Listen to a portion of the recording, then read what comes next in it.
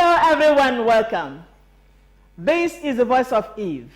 Our topic today is harvesting the benefits of the affirmative action for women for electoral success. Please stay tuned with us, we will soon be back.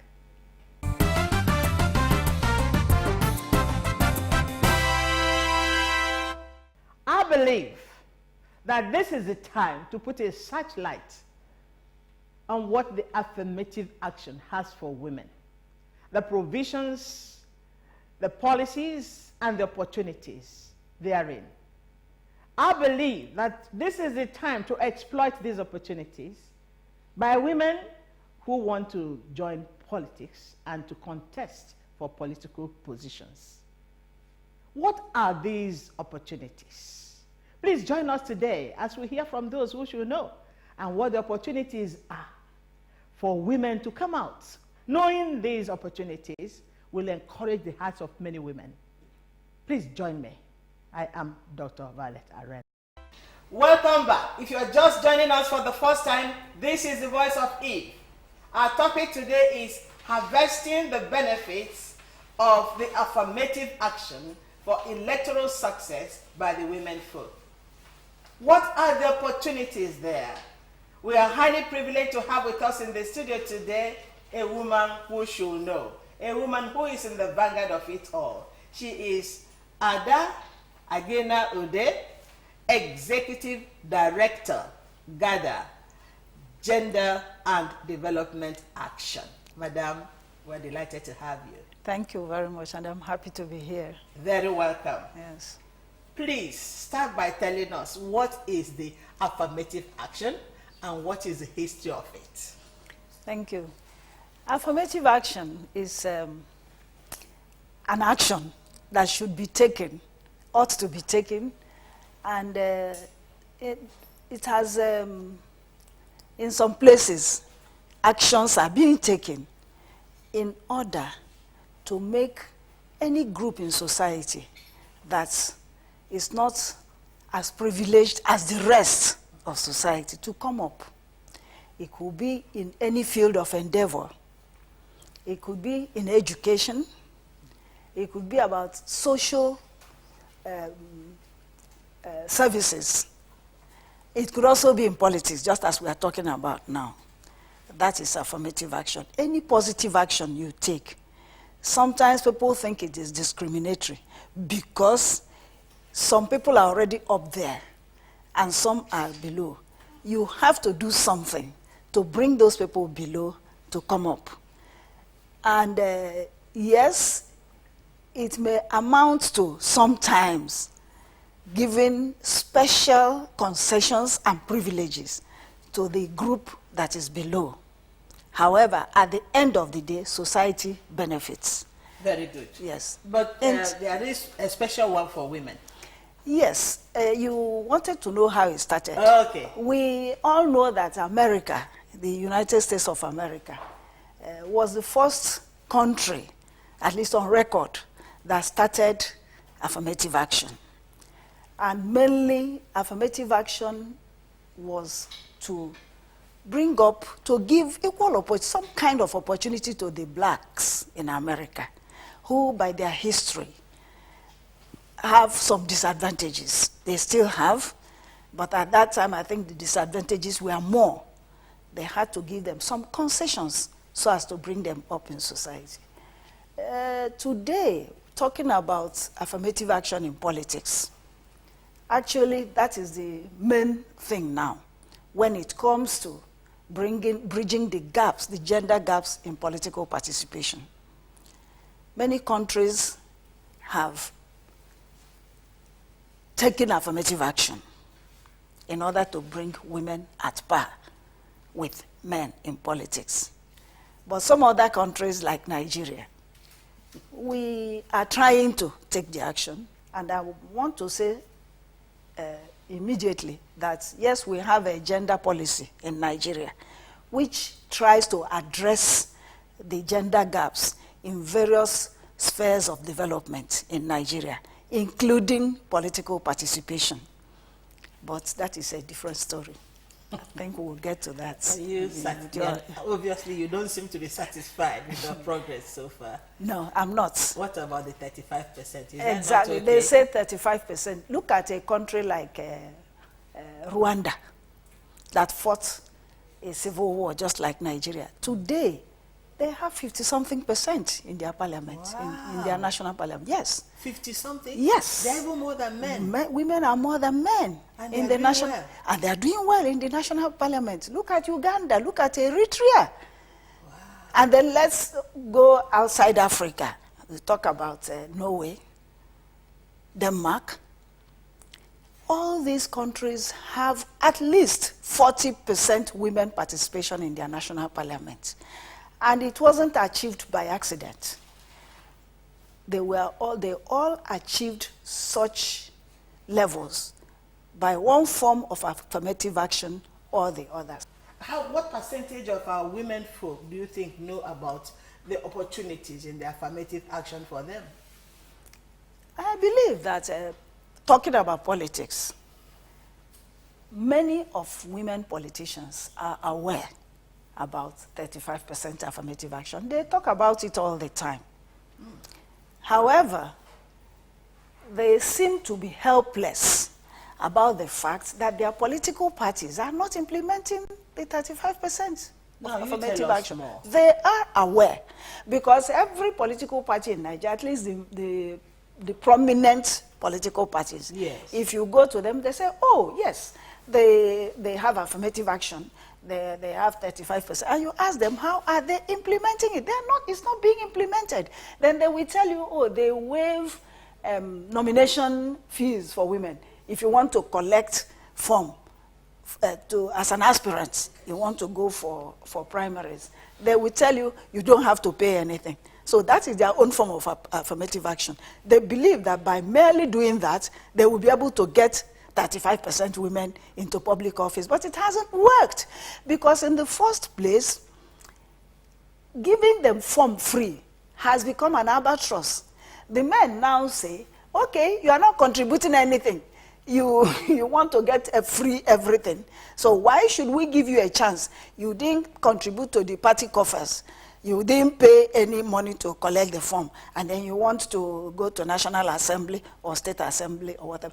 I think it's all done to, it's just, what do I now call it? It's just for window dressing, to say, yes, our party is doing something. Because at the end of the day, madam, the question we should be asking, these measures, so-called measures, that political parties are taking to implement affirmative action, how many women have these measures brought into even state assemblies, not to talk about National Assembly? That is the question. Can you please restate these the provisions and opportunities for us women, so that everybody will hear, in case the political parties do not know, let them know that we know it. Well, the National Gender Policy says so. Okay. That we have to make provisions for at least 35% women participation in elective and appointive offices. Madam, before you That is the National Gender Policy. That is a minimum. Actually, A minimum. what you are saying now is Minimum. that 35% participation, Yes. is the minimum. Is the minimum. It could be more than that. Exactly. Please go on. Yes. So that is what it says. How do we harness it? It's by getting the political parties to take steps, because it is one thing to say, yes, getting women, minimum of 35% women. But like I said before, what are they doing to implement it? In other countries, for instance, the political parties, some countries, I won't say every country that has attained 40% and more, there could be something like all women constituencies. By that we mean certain constituencies, you designate such constituencies for women. So which means every party that is contesting in that constituency will try and bring out a female candidate. And saying this, I want to make it emphatically clear that it does not mean going to the market to get market women to contest. What it means is that you look at the women who are qualified in your political parties, and then you give them the party ticket to contest for that particular constituency. If every party in that constituency brings out a woman, a qualified woman, we are not saying bring out unqualified women. And I don't want to subscribe to the idea in this country that the women are not there, that the qualified women are not there. They are there. That's why we are here. Exactly, the exactly. voice of Eve is shining on the qualified women. Exactly. For everybody Let to the see. women contest. Yes. So that whoever wins that constituency is a woman, no matter the party she comes from. Many other countries are doing that. Then there's also the system of the electoral system. Here in Nigeria, we use mainly what we call, it's a mixed system, but mainly first past the post system, which means majoritarian. Once you cast your vote, the majority carries the day. Whoever gets the majority votes. But in some countries, they do what is called proportional representation. Proportional, there's different types of proportional representation. But the simple translation of it is that you try to represent proportional representation, various segments of society, various political parties in national parliament. So in that case, what it means is that the parliament will be composed of parties according to the percentage of the total votes that they won. So it is no longer like what we are seeing in Nigeria now today. Our national parliament is almost made up of just 2 political parties. But in a country that practices proportional representation, you find that almost every party that contested in any constituency will be there, because they will come according to the percentage of votes they won. And then it also makes provision for where they use least proportional representation. The parties have quotas for women in it. So in the list they are going to submit, women will lobby, women in the party will lobby, they will be given the opportunity to lobby and get a certain number of the representatives of the political parties in that list. So this method is also used. There are several methods used. They may be a little bit complicated theoretically, but in practice they are very easy. Now, we may not be here on this forum, yes, propagate the formula for yes, them to yes, use. exactly. But I want to know, yes, because you are in the vanguard, yes, you have GADA, yes, you are the executive director. Yes. What is GADA doing at this moment? Because this is the time of election heat. Yes. What is GADA doing to penetrate political parties, to remind them of the provisions of the affirmative action, and to educate women to come out because there is something that is in their favor? Yes. What are you doing? I want to say that we've been at this for 20 years now. GADA will be 20 years in November this year. We have been working with political parties, but in the matter of affirmative action, unfortunately, it is not in the Nigerian constitution. Oh. It is just a policy. Okay. And the policy is, okay, this is how we would like it to be. Okay. So it's up to you Okay. to do it or not to do it. So that is the problem we have. However, GADA and so many other women's organizations, we have been fighting over the years to see that there is something stronger than just a mere gender policy. Yes, gender policy. That we should put it in the constitution. Okay. We've had a few attempts at reviewing the constitution. We had a successful one in 2010, even though it was highly limited, in content. Right now, there's another opportunity. And we have been pressuring for putting affirmative action in the constitution. Why? Because we have met executives, the leaders of political parties, and we get the same response each time we go to them. They say, if affirmative action is not put in the constitution, they will not be able to implement it. Thank you. Because politics in Nigeria is people go there for many reasons. Yes.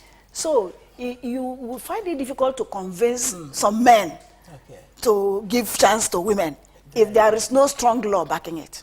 So what you are saying in effect is we have these things here, they are waiting for more affirmative action in the Constitution. Yes. So we have another leg. Thank God for the National Conference. Thank God for the opportunity to do more constitutional reviews. This is a vital policy to install in whatever is being provided for women. For the girl child, for the women of Nigeria. And this is the way, in my own view, to put right the foundation of development for Nigeria. To bring women constitutionally. Yes. Not begging anybody. Exactly. Bring them in on board. Then they can balance up what we are having today. Madam, this is not the only time we'll have you here. You'll be back. But thank you for this wonderful contribution. So what you are saying, just say it finally to everybody about constitutionalizing the policies, the opportunities in Ghana. In the affirmative action. Yes. Say it, and as we close. Exactly. Thank God the constitutional review is still going on. Yes. We have seen the list of the areas that are up for amendment. Yes. I don't think affirmative action is part of it. Please, can you let Ghana write a paper? Yes, we have done a lot. We presented memoranda. Do more. Something just has to be done to make sure that the women get in. I know the First Lady is doing a lot now. And now that more women who are listening to us are getting to have a true picture of the situation, there should be more solidarity in pushing through into the Constitution the provisions of the affirmative action. And women will no longer have to beg. We will make the playing field, more level. Yes. Madam, thank you very much. You're welcome. You've been very useful to us. I think women should say thank you to you for sensitizing this very, very important aspect of our political struggle. Thank you. God bless you. Thank you. My people, hello. My name is Savio Poso, the well master. And as you can see me, so that's so better they follow me. Not be smart, anything I want. That's why they get them sharp. But you know what? This life will do so. Not be express road. I dropped my first album. No do. What did I see? Bumper harvest. Bossa. My fans, plenty I want. Everything, yafo. Where they give me 200% of every car where I load. That one missing at times 3 of every credit when I load. Now they use browse internet, call, and even still send text to order network. This one, now my 200%. Come on to the Go Bumper Tariff Plan today. Dial *100 *10 *1 hash. Glow Unlimited.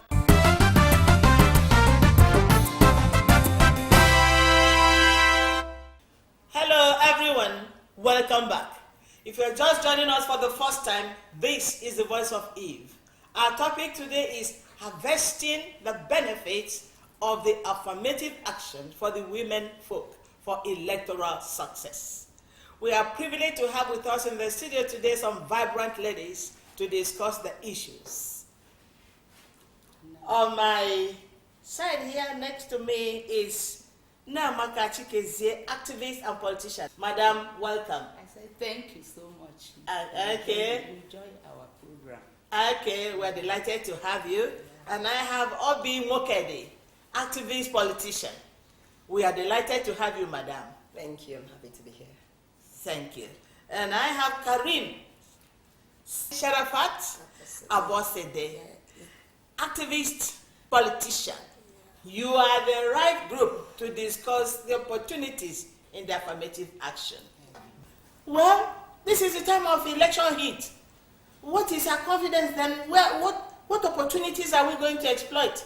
What are we going to do in the absence of an operative, actionable, functional, affirmative action?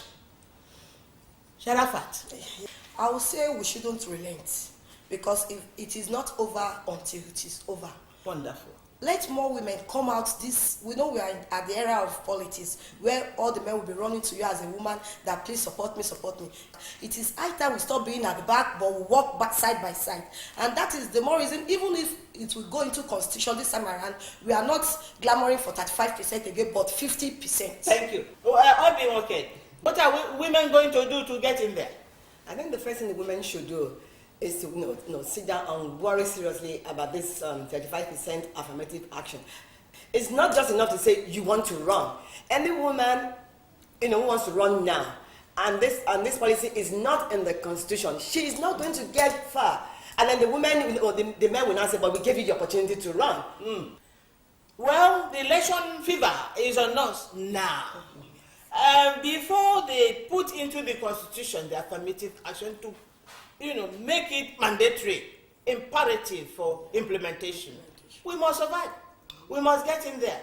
What you are saying, in effect, is women should gear up for competition. Yes. Is that what you are saying? Of course, yes. Women should really sit up. We have to go back to the drawing board and start sorting out our problems. Because in this politics, because men are in majority, they like this political meetings, they will put it at a time far back into the night that some women will say that it's too late. So we really need to go back and bring out certain things that will suit us. We need people that are qualified, that know what it takes to get in there, and that will change things around, that people will believe women can do better. Yes, Thank you. Women must be qualified. Yes. We are not going to slam on the country a bunch of unqualified women. No. We believe. Do you believe that if women want to come out, they must be as good, if not better than men? They have to be Yes. better. They have to be Far better. They have to be better. And then what do we do to establish merit? no, Develop merit. one of the things we have to do, we have to get education. Education. Women should support women. Yeah. Okay? We will not have women debating against themselves. Thank you.